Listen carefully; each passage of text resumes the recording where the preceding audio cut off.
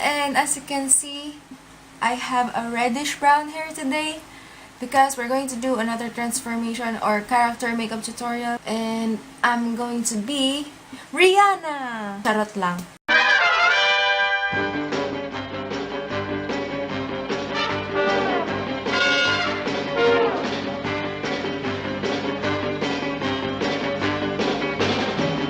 So, I'm not going to be Reinna for today, but instead I'm going to be Poison Ivy from Batman. So, never ko pang napanood yung mga Batman series.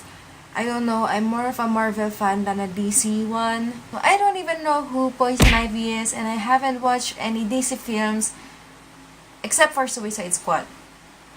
Nakikihype, nakikitrend. Ganun tayo, diba? Bandwagon eh. Ang alam ko tungkol sa kanya is when she kisses somebody, that person will die. Pamatay na halik, besh! And I did some research para naman may background ako. Kasi for sure kayo, baka alam nyo na kung sino siya, kung kilala nyo na kung sino siya. So, it says here that Poison Ivy is a fictional supervillain appearing in American comic books published by DC Comics. Nga daw, she is a love interest of Batman and sometimes Robin. Sometimes, romantic interest daw siya ni Harley Quinn. Girl!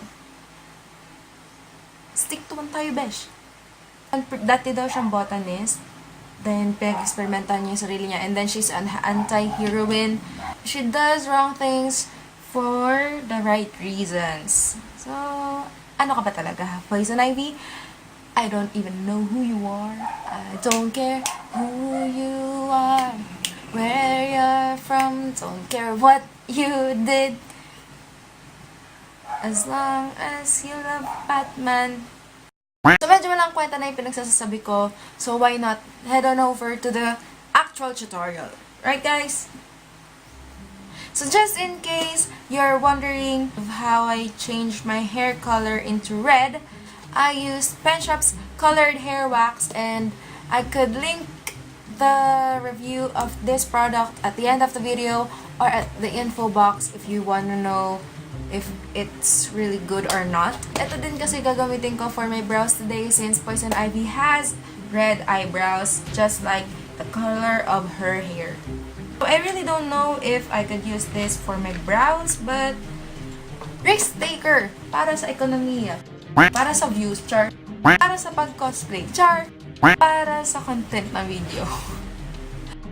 Para maging kamukha ko naman si Poison Ivy. So since this is a colored hair wax, for sure magiging matigas yung aking kilay.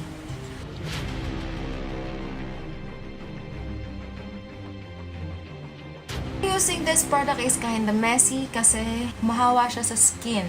Anyways, we're going to fix that later na lang. That's what we do. We fix everything with makeup. Instant plugging. Follow me on my social media accounts. Link here below in this video. I'm going to use LA Girls Pro Conceal to carve out my eyebrows.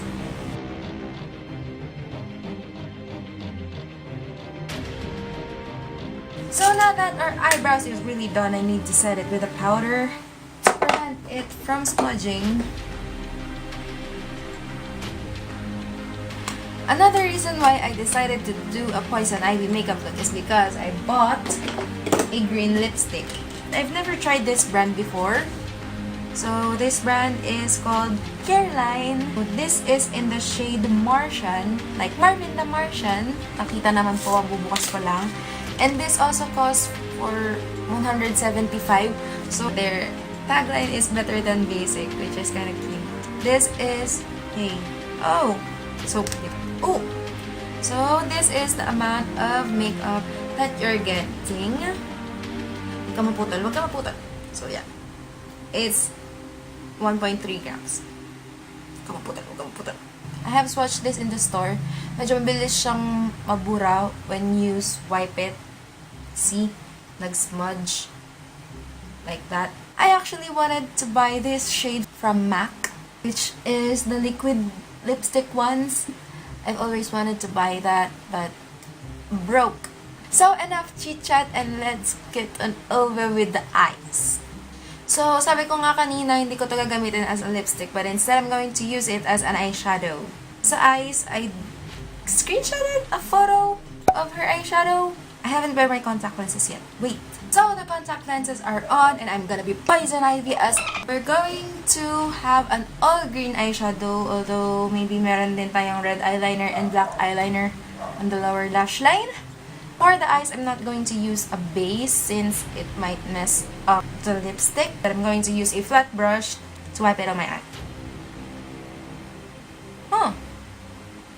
Pwede na din. So, I'm just tracing the upper crease and then doing a wing at the end. This is kind of a cut crease eyeshadow look.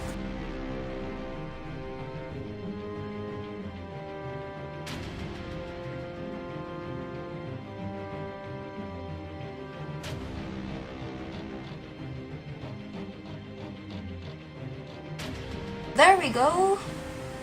That's the first part of the eyeshadow. The next thing is to blend this one out with a small blending brush. After this dark green shade, we're going to use a yellow-green eyeshadow. For the yellow-green eyeshadow, sinakop ko tong part na to, the brow bone and the outer, until the outer corners of my eyes, and then in this almost middle part, hanggang dun sa middle part, dun ko nilagay yung shimmery yellow-green eyeshadow. That's it for the yellow-green eyeshadow. The next thing that we're going to do is to fill in the lower lid part with a really green eyeshadow. Ano ba itong reference na ako? Wala naman akong gantong colors. So, from the same palette, since ito lang naman yung makulay kong palette, I'm going to use this shade for the lower lid.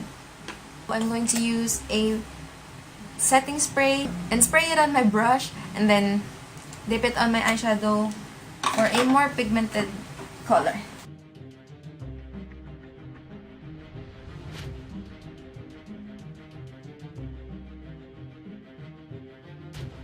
This palette is really amazing. As you can see, wala akong fallouts kahit anong mangyari.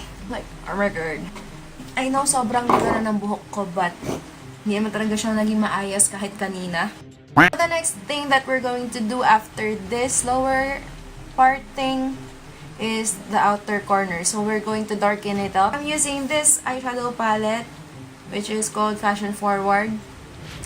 And I'm going to use a dark green eyeshadow on the outer corners of my eyes with a small blending brush.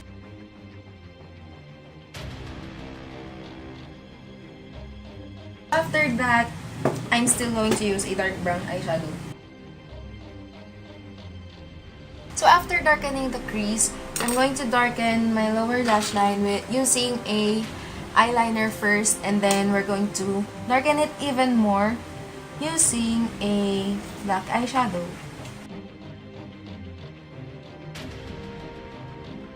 You don't have to worry if it's going to be a messy application.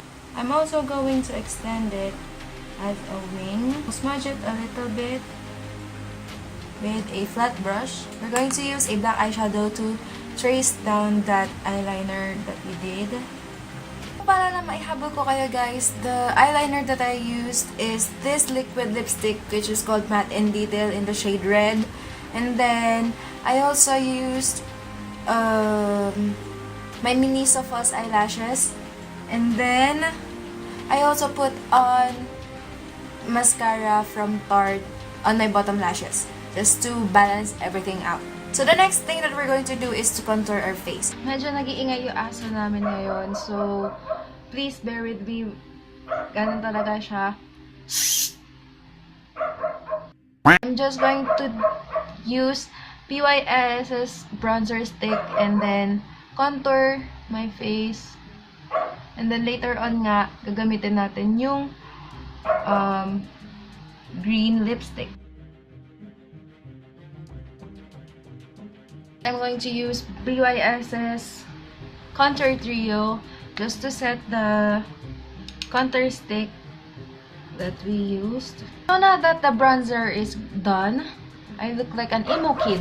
So I look like I'm from the 2000s and then in the emo era. Ginagawa mo! After bronzing with a normal bronzer, I'm going to use this lipstick again.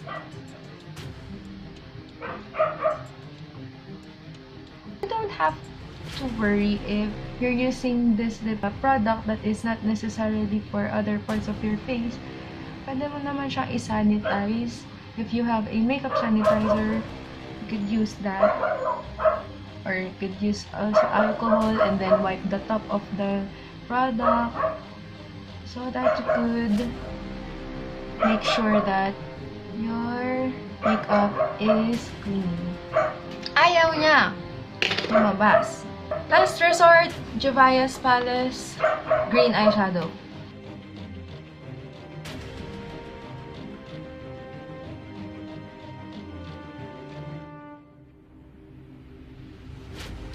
Now that we're done with contouring, I think we're going to go on with blush. The blush that I'm going to use is Inglot. So I'm going to use the pink blush for my cheeks.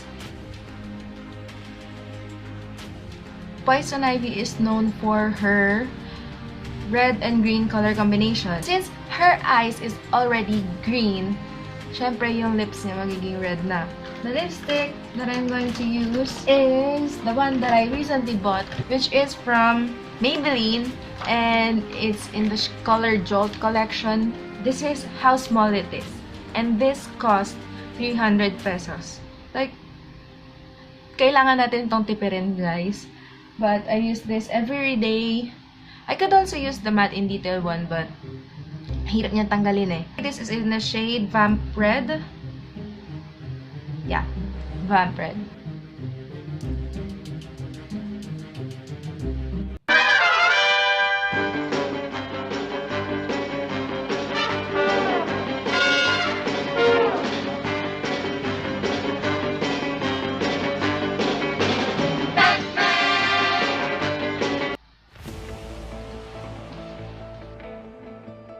So this is pretty much the end of the video. I hope you guys enjoyed watching this tutorial. And please do give this a like and hit subscribe on my channel. And don't forget to ring the bell to get notified whenever I upload new videos every week. Week. And don't forget to comment down below what you want me to do next. And see you guys on my next video. Bye!